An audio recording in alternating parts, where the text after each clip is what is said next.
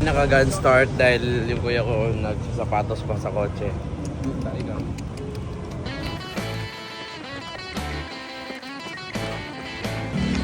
8 kilometer. Woo! 2 kilometers lang. Malapit na. Malapit na ako makolaps. Hello guys. Finish na tayo. Thank you. Oh, nice. Natapos na po ang ating kagaguhan sa araw na to. Ako'y pagod. Pagod na pagod.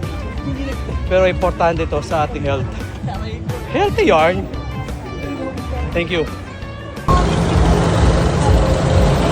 Hello guys, we are back at babalik pa tayo sa parking kasi oras na to 5:17, so magpa-print tayo ng pageant. Okay,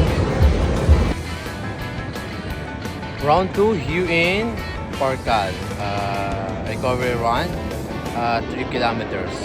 Okay, so pacing 7 lang tayo bro. Yes, ako lang to recovery run sa 10 kilometer namin.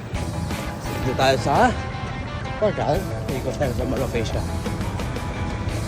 Alright.